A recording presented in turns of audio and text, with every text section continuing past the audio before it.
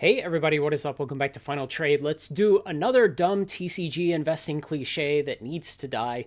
This one is both a little more nuanced, but it's also a little easier to evaluate, and it is the cliche that market fees will wipe out all your gains. Now, the reality is, yes, there are market fees. They're about 12.5% for TCG Player and eBay, which are the easiest places to sell because there are the most buyers there. You can do Facebook Marketplace, but essentially people expect lower prices. They expect to pay below market prices. So you're kind of paying the fee in the form of getting a lower sales price. So you're going to have to pay. But how much does it impact your gains? Well, it's not all your gains. And we can quantify this, thankfully. And of course, I've made a chart. So let me talk about what this is and what it means. You know, I always talk about compound annual growth rate of these products. So I've put that down the independent axis of this chart. And then I've calculated for each of these compound annual growth rates, if you have to pay a 12.5% fee when you sell, how many months of gains do you lose? And so let me just talk specifically about this row on the chart just to explain it very clearly, okay? So let's say you had an asset, you had a box that was worth $100, and it had been growing at 12% compound annual growth rate for several years. And so this final year that you were going to hold it, it would go from $100 to $112 in value. And then you go to sell it with a 12.5% sales fee. Well, your fee to sell that $112 box is going to be somewhere around $14, $15, something like that. It's going to be 12.5% of 112. And so that $15-ish that you pay in fees to sell it is some percentage of the $12 that you gained in appreciation in the final year you held it. Remember, it was $100 and it gained 12%, so it gained $12. So that $15 fee is some percentage of the $12 you gained in the final year. And if we say, well, it's that percent of a year's worth of gains, that comes to 14 months.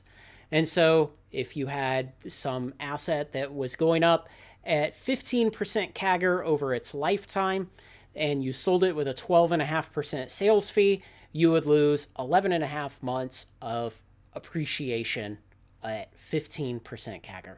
And on and on and on. And so what you see is, as you get into a higher CAGR, you lose less time, which makes sense. The asset is appreciating faster, and so if you pay a fixed percentage of its sales cost in a fee to sell it, you will lose less time.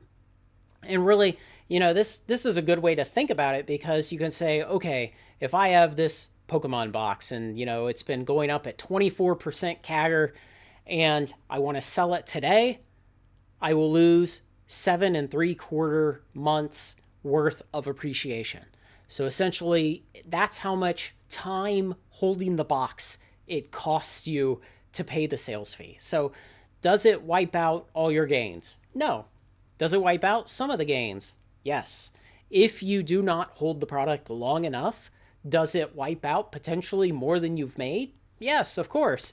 If you buy something and, you know, it's an 18% CAGR appreciator over its life so far, but you don't hold it at least 10 months, well, you're going to lose money because of the sales fee.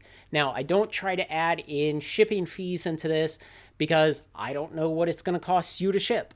And the rest of this analysis is done independent of the sales cost. So it just assumes a generic sales cost. No matter what the price of the asset is, if it's appreciated at 18% CAGR, then you will lose 10 months of holding time in order to pay a 12.5% sales fee. And this also kind of shows you like the importance of reducing your sales fees and how that can help you. Or let's say you're in one of the programs on Direct that increases your fees a little bit. I don't recall exactly how much it is. I think Pro is an additional 2% or something like that. So that 18% CAGR product going from 9.8 months loss, and if we go up to a 14.5% fee, it becomes 11.4 months lost. So an additional 1.6 months of holding time whose appreciation you've given up as fees because you have a higher fee structure if you're in the Pro program. I'm not exactly sure that's how Pro works. I know it's an additional fee to get access to those capabilities, but that's how it would work out if there's an additional 2%. Now, the nice thing is, whenever I do my Pokemon long-term box appreciation videos, I'm already building in a 12.5% fee.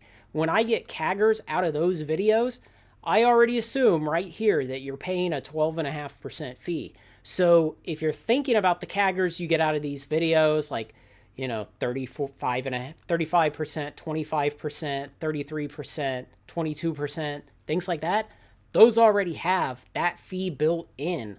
And so you don't have to think about losing additional time. This would be the average CAGRs for these different eras that you would get, even selling with the fees. But just in terms of fees eating up all of your gains, this is what it actually costs you. And so you can solve this and you can say, hey, it's going to cost me this many months of holding the product, assuming that it is this kind of a CAGR return product. And so you can see what it really costs you. It's not terrible. And it goes to show that the people who are holding and expecting to flip long term, it's very difficult with expensive marketplaces like this.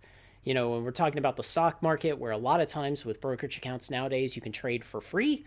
Well, there's no penalty for trading too quickly when the fee is free. When the fee is 12.5%, you can see what the penalty is going to be in terms of time you have to hold in order to not sell at the same price that you bought at and still lose money.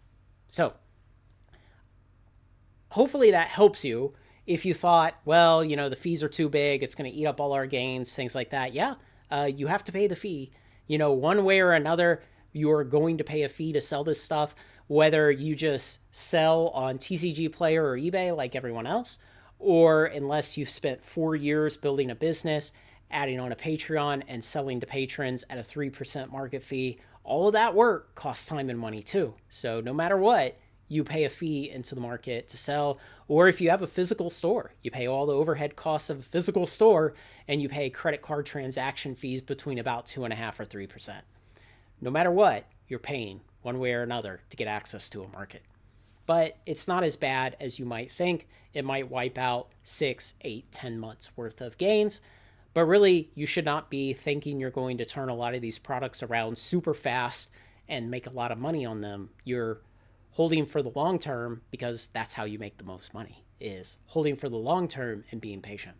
Let me know what you think, guys. This is a little different than some of the other cliches that are easy to show that they are just straight up wrong. This is one that is a little more nuanced and subjective, really, because some of you might think, oh, geez, I lose 10 months of holding time. I got to keep that stuff on hand and tie up my money for 10 months, and TCG Player gets the value of those 10 months of effort. Maybe that sounds awful to you, or maybe you can just accept that that's the cost of having a marketplace that is full of buyers ready to spend money. Let me know what you think, guys. Thanks to everyone who makes this content possible, especially my very generous supporters on Patreon. Like, comment, share, and subscribe, and join me on Final Trade.